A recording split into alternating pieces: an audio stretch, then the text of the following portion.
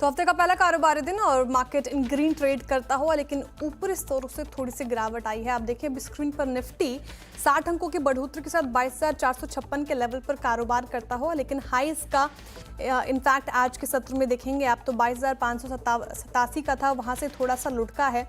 Bank Nifty भी देखें आप, यहाँ पे 300 अंकों की खरीदारी फिलहाल देखने को मिल रही है, लेकिन 48,481 इसका हाई, वहां से भी थोड़ा सा हल्का हुआ है। मिड कैप और स्मॉल कैप एक बार स्क्रीन पर रखते हैं आपके, वहां पर भी तेजी आपको देखने को मिलेगी, लगभग आधा फीसदी मिड कैप तेज दिखेगा, स्मॉल कैप में भी अच्छी तेजी फिलहाल देखने को मिलेगी। ब्रेथ आज के सेशन में थोड़ा बेहतर आपको दिखेगा क्योंकि स्मॉल कैप और मिड कैप की संख्या ज़्यादा है। तो यहाँ देखिए 1094 स्टॉक्स ऐसे जो बढ़कर फिलहाल चढ़कर कारोबार कर रहे हैं, वहीं गिरने वाले की संख्या 1550 है। लेकिन देखिए ब्रेथ अभी गिरने वालों की संख्या ज़्यादा हो गई है क्योंकि बाजार में उठा पटक तो फिलहाल जारी है। चलिए मार्केट पे बात करने के लिए हमारे साथ मंत्री फिनमार्ट के अरुण कुमार मंत्री जी जुड़े हुए हैं। Arun ji good afternoon. जिस तरीके से मार्केट में आज फिलहाल इन ग्रीन ट्रेड देखने को मिल रहा है, लेकिन ऊपर इस तरह से निफ्टी और बैंक निफ्टी दोनों ही हल्के हुए हैं। साथ ही आप देखिए मिड कैप और स्मॉल कैप में खरीदारी तो है, फिर भी ब्रेथ खराब।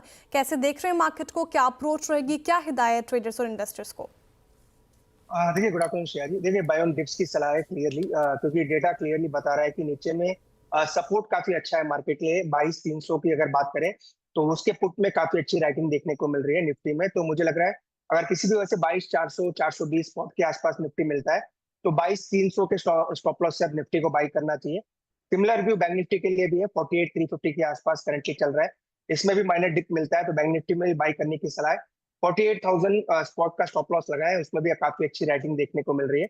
दोनों इंडाइसेस फिलहाल कंसोलिडेशन में है, पर मुझे लग रहा है रेंज के बाहर आ सकते हैं। हो सकता है 1 से 2 दिन में रेंज के बाहर निकलते हुए भी नजर आए। तो क्लियरली बाय ऑन डिप्स की सलाह है, 22,300 का स्टॉप लॉस निफ्टी में जरूर मेंटेन करें। बाय ऑन डिप्स की रणनीति आपको निफ्टी और बैंक निफ्टी में दोनों ही इंडेक्सेस में अपनानी है। कंसोलिडेशन का मूड है, लेकिन एक पुल बैक एक्सपेक्ट कर रहे हैं अरुण जी पिछले आने वाले 1 से 2 ट्रेडिंग सेशन में। ध्यान रखिएगा 22,300 का स्टॉप लॉस आपको निफ्टी में जरूर मेंटेन करना है और बाय ऑन डिप्स की रणनीति फिलहाल अपना कर चले। ऐसे मूड मॉल में अरुण जी कोई पिक आपकी तरफ से आती हुई जो आज के सेशन में फिलहाल रडार पर रहेंगे? ये काफी स्टॉक्स है, वैसे आज मिड कैप स्मॉल कैप में मोमेंटम काफी कम है, पर स्टॉक्स में काफी अच्छे ब्रेकआउट नजर आ रहे हैं। तो पहला स्टॉक होगा यूपीएल। यूपीएल में एक ब्रेकआउट दिख रहा है, ऑलमोस्ट एक ओपन और लो दोनों सेम है। तो मुझे लग रहा है स्टॉक में मोमेंटम बना रहेगा, 620 के आसपास चल रहा है। छोटा स्टॉप लॉस लगा है 610 का, 642 तक का टारगेट्स यूपीएल में देखने को मिल सकते हैं। सेकंड स्टॉक अगेन होगा जेएसडब्ल्यू एनर्जी। ये स्टॉक लास्ट काफी दिनों से रिकमेंड किया जा रहा है और ये स्टॉक मुझे लग रहा है आने वाले दिन में भी अच्छा करेगा। तो इसमें भी एक छोटा स्टॉप लॉस लगा है 521 का और 550 का टारगेट रखें। तो जेएसडब्ल्यू एनर्जी यूपीएल दोनों ही बाई साइड के ट्रेड हैं। जेएसडब्ल्यू एनर्जी और यूपीएल दोनों ही स्टॉक्स में मोमेंटम काफ़ी ज़्यादा अच्छा। जेएसडब्ल्यू एनर्जी पे ब्रोकरेज रिपोर्ट भी आई थी सुबह, बुलिश नज़र आ रहे हैं, डे हाई पे कारोबार कर रहे हैं। इनफैक्ट आप यूपीएल देखिए सुबह से ये स्टॉक भी तेज़ 3% से ज़्यादा की बढ़ोतरी यहाँ पे देखने को मिल रही है, डे हाई के आसपास कामकाज करता हुआ। इनफैक्ट पिछले कुछ दिनों से आप देखें यूपीएल में अच्छी तेज़ी देखने को मिल रही है। तो बाई साइड की ट्रेड आती हुई दोनों ही स्टॉक्स में अरुण जी की तरफ से।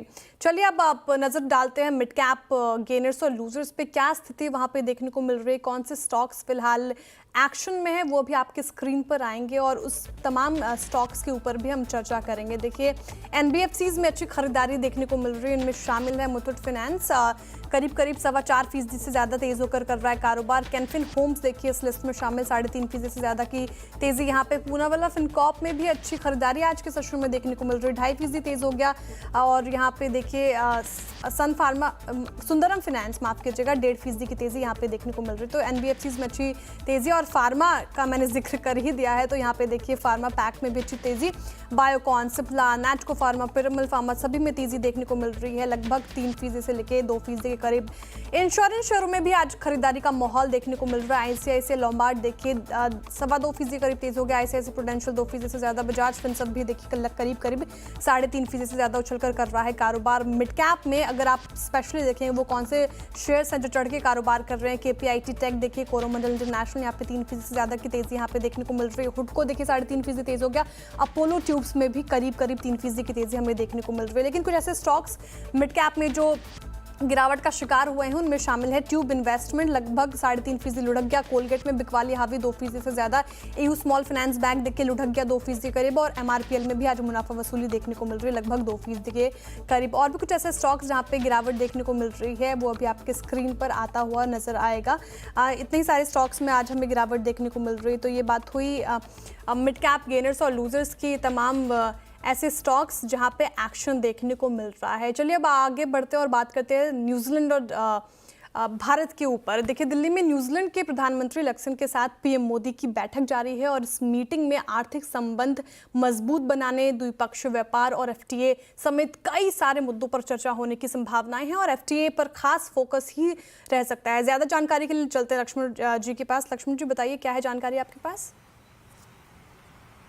देखिए, दोनों देशों के बीच प्रधानमंत्री के बीच जो बैठक हो रही है उसमें सबसे महत्वपूर्ण मुद्दा है कि आपसी संबंध को और कैसे अगले स्तर पर ले जाया जाए, और उसमें व्यापार संबंध, रक्षा संबंध या डिप्लोमेटिक संबंध तो है ही, लेकिन सबसे ज्यादा नजरें जिस बात पर टिकी हैं वह फ्री ट्रेड एग्रीमेंट को लेकर के, यानी दोनों देश एक दूसरे को जो सामान भेजते हैं उस पर इंपोर्ट ड्यूटी कम से कम लगाया जाए या फिर बिल्कुल भी ड्यूटी न लगाई जाए। ये 10 साल पहले इस पर बातचीत लंबी चौड़ी हुई थी, लेकिन अब 10 साल बाद दोबारा से ये बातचीत शुरू करने का फैसला लिया गया है। इस पर नजरें टिकी हुई हैं और ये इसलिए महत्वपूर्ण है क्योंकि भारत न्यूजीलैंड से जो भी सामान आता है भारत में उस पर करीब 18% की औसत ड्यूटी लगाता है, जबकि न्यूजीलैंड 2.3% की औसत ड्यूटी लगाता है। तो जाहिर तौर पे भारत पर ज्यादा दबाव रहेगा कि न्यूजीलैंड के सामान पर ड्यूटी कम करे, और इसमें भारत जो भेजता है और दवाई भेजता है, ट्रैक्टर भेजता है, ऐसे सामान भेजता है, जबकि न्यूजीलैंड चाहता है कि हम वहां से एग्रीकल्चर प्रोडक्ट वहां से भेजें, तो वो मीट पोल्ट्री प्रोडक्ट भेजे, तो उस पर भारत ड्यूटी कम से कम लगाए। एक और चीज, IT सर्विस को लेकर भारत लगातार दबाव बनाना चाहेगा कि वहां पर ज्यादा से ज्यादा रास्ते खोले जाएं न्यूजीलैंड में, चूंकि HCL हो, इन्फोसिस हो, इस तरह कई सारी कंपनियां हैं जो बड़े पैमाने पर IT सर्विस देती हैं, उनके लिए ज्यादा दरवाजे खोले जाएं, इसका दबाव यहां पे भारत बनाएगा। लेकिन ये फ्री ट्रेड एग्रीमेंट की बातचीत शुरू करने का फैसला अपने आप में महत्वपूर्ण है। हालांकि इस पर थोड़ा सा लंबा वक्त लगता है क्योंकि दोनों पक्ष बैठ करके कई सारे मुद्दों पर बातचीत करते हैं, लेकिन ये एक अहम शुरुआत है दोनों देशों के बीच। बिल्कुल, फ्री ट्रेड एग्रीमेंट पे खासी नजर रहेगी, क्या कुछ बड़े ऐलान वहां से निकलकर सामने आते हैं उस पर खासी नजर, और सारे अपडेट आप देखेंगे सिर्फ और सिर्फ CNBC आवाज पर। शुक्रिया लक्ष्मण जी तमाम जानकारी के लिए। चलिए इसी के साथ रुक रहे एक छोटे से ब्रेक के लिए, ब्रेक के बाद फिर हाजिर होते हैं। आप देखते रहिए CNBC आवाज।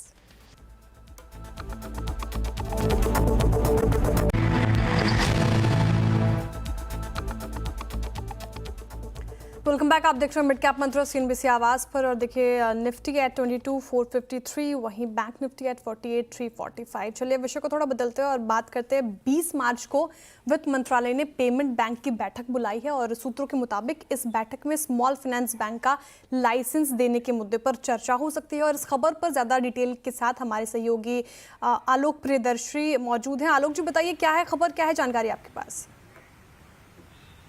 बिल्कुल, देखिए जितने भी पेमेंट्स बैंक हैं लंबे समय से स्मॉल फाइनेंस बैंक के लिए लाइसेंस की डिमांड कर रहे हैं सरकार से, और जो हमें सूत्र बता रहे हैं कि 20 मार्च को जो वित्त मंत्रालय ने पेमेंट्स बैंक की बैठक बुलाई है उसमें इस मुद्दे पर चर्चा हो सकती है।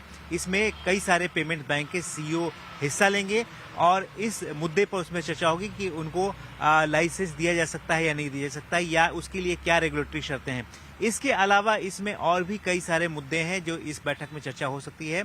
इसमें जो जनरल जो रेगुलेटरी इश्यूज होते हैं, साथ ही साथ लिस्टिंग के इश्यूज होते हैं, और इसके अलावा फाइनेंशियल इंक्लूजन, ये तीनों मुद्दे और भी इसमें शामिल रहेंगे। तो जो DFS सेक्रेटरी यानी कि डिपार्टमेंट ऑफ फाइनेंशियल सर्विसेज के सेक्रेटरी हैं वो इस बैठक को लीड करेंगे, इस बैठक की अध्यक्षता करेंगे, और इसमें पेमेंट्स बैंक को अपनी तरफ से उन्हें क्या दिक्कतें आ रही हैं ऑपरेशंस में, ये भी वो अपनी दिक्कतें सरकार के सामने रखेंगे। सूत्रों से जैसे पता चला है कि जो फाइनेंस मिनिस्ट्री RBI के साथ जो स्मॉल फाइनेंस बैंक के लाइसेंस को लेकर मुद्दा है उस पर चर्चा शुरू कर चुकी है, और इसमें आने वाले दिनों में कई सारे फाइनेंस पेमेंट बैंक को लाइसेंस दिए जाने की भी संभावना है। मैं बता दूं कि भी देश में 6 पेमेंट बैंक्स हैं, जिसमें आप पेटीएम है, जियो है, इसके अलावा फिनो, एयरटेल और इंडिया पोस्ट पेमेंट बैंक्स हैं। ये लगातार डिमांड कर रहे हैं कि इन्हें स्मॉल फाइनेंस बैंक का लाइसेंस दिया जाए। लेकिन मैं बता दूं कि 2015 के बाद सरकार ने किसी को भी ये लाइसेंस नहीं दिया है, लिहाजा अब संभावना हो रही है कि देश में फाइनेंशियल इंक्लूजन या इस तरह की चीजें बढ़ाने के लिए सरकार ऐसे बैंक जिनका नेटवर्क बहुत ज़्यादा बड़ा है, खासतौर से अगर इंडिया पोस्ट पेमेंट बैंक की बात करें तो उनको इस तरह का लाइसेंस दिया जा सकता है।